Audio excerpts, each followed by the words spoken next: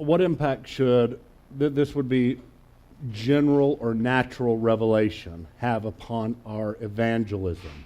In other words, if God is expressing himself continually, as Psalm 19 says, and as Romans chapter 1 says, through creation, and knowledge about him can be known through creation, can people, through the knowledge of creation, through the knowledge of the stars, through the knowledge that is continually being spoken forth day by day and night by night, can people get the gospel out of that?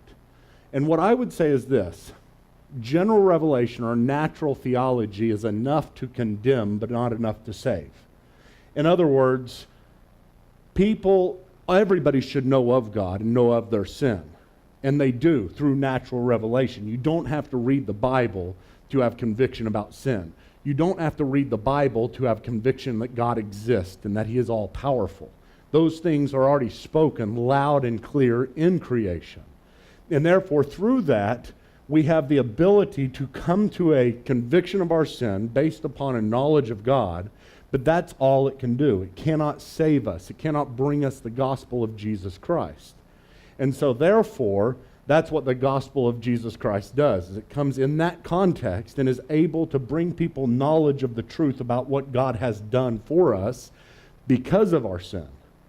And so it's enough to condemn, but it's not enough to save. I might just add, the question was also including evangelism and apologetics, so there might as well be, they might be going at this suggestion: does it inform apologetic method? Sometimes people will argue from Romans 1 for what's called presuppositionalism, an apologetic method that says, I not only don't have to... The apologetic method being a way of defending the faith. Yeah, a way of defending the faith. And I assume because they mentioned evangelism as well, that they were picturing the situation where I'm standing here and I'm talking to a lost person like Michael, and they might be referring to how some would say, it's not really necessary for me to try to convince Michael that God exists. There's no need for me to do that. Not only is there no need for me to, it's inappropriate for me to. Because Michael already knows that gods exist. And sometimes people who support that method will point to Romans chapter 1 and say, well, see, it's right there. Creation's revealed to it. Therefore, for you to argue with Michael... People are without excuse. People without excuse. They might say, and I've had some tell me this, they might suggest, for you to argue for the existence of God with someone, which we do a lot of that kind of thing around here. You know, if you come to Credo House very long, we're pretty big on apologetics, and I'm glad to sit down and speak with you about why I believe that God exists and to try to convince you and to build a case. But some would say, well, that's a huge problem. You shouldn't do that. For you to try to convince him is actually denying the revelation that God's already given. If that's what the question is going at, I would suggest this. I think that what Paul's getting at more is what we would call evidentialism. It's an approach to apologetics that definitely understands that God's spoken in nature, but doesn't presume that that person's already figured out everything that God has said in nature.